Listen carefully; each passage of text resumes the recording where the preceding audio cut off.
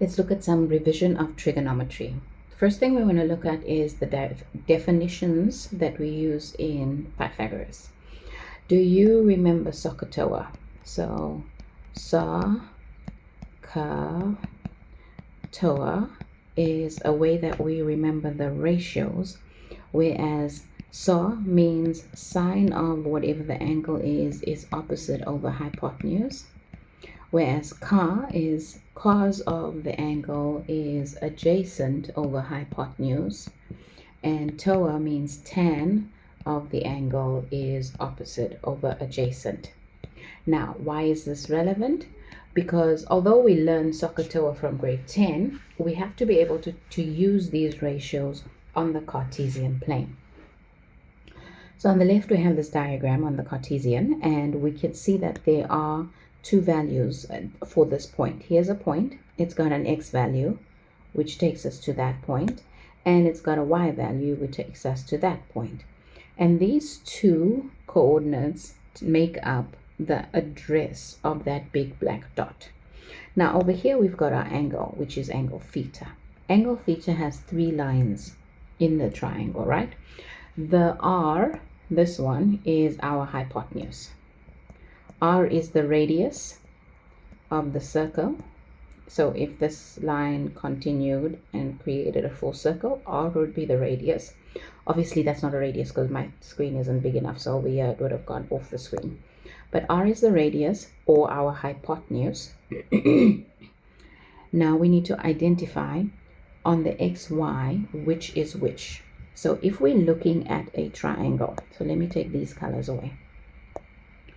If we are looking at the triangle in front of us, we have the line that goes right next to theta, and this line is our x value.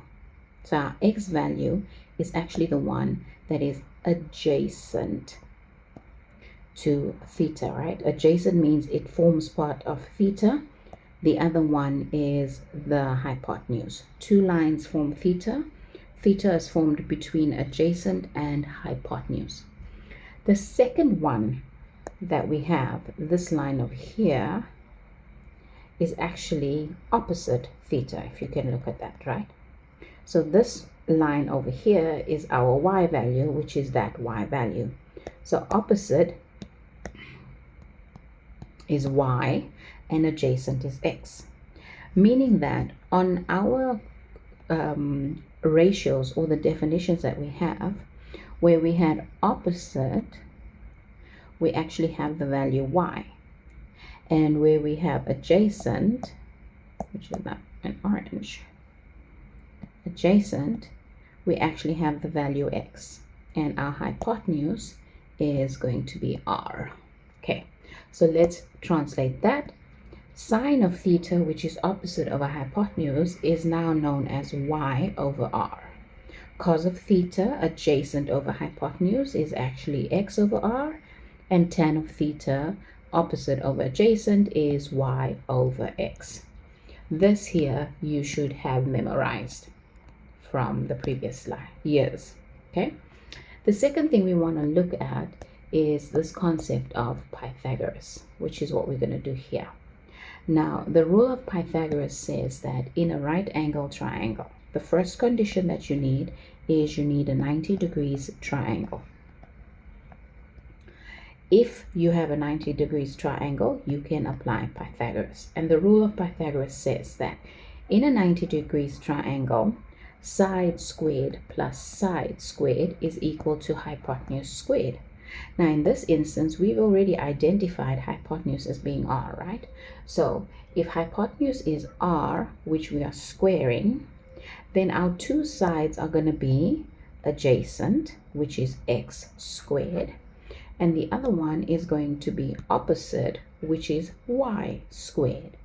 And the rule says that side squared plus side squared equals hypotenuse squared. Or in the Cartesian plane for trigonometry, we're going to say x squared plus y squared equals r squared.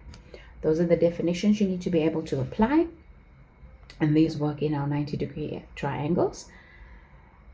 Our next video is going to be on special angles.